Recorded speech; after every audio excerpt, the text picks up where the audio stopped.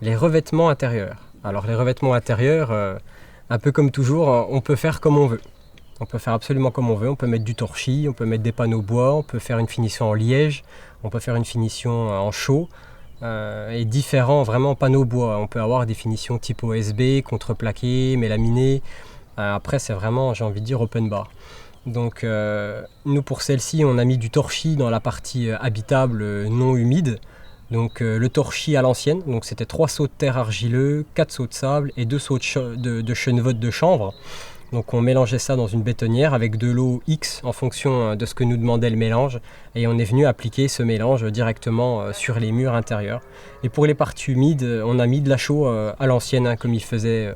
On n'a rien inventé du tout, on a juste repris des techniques qui existaient déjà depuis longtemps mais qui ont été oubliées. C'est un mélange de 4 seaux de sable et 1 seau de chaux. Donc l'eau toujours pareil en fonction de ce qu'on décide de mettre et comment on veut le faire tenir sur les murs et les plafonds. Au sol, c'est pareil, si vous voulez faire un carrelage, on peut. Si vous voulez un parquet bois, là, nous on a opté pour un parquet en bois massif à l'ancienne. On peut tout à fait faire des sols en liège, des sols en bambou, des sols en terre crue. Je suis fan du sol en terre crue, j'aimerais bien. Voilà, c'est vraiment le revêtement intérieur, c'est une fois de plus, c'est vraiment comme vous voulez.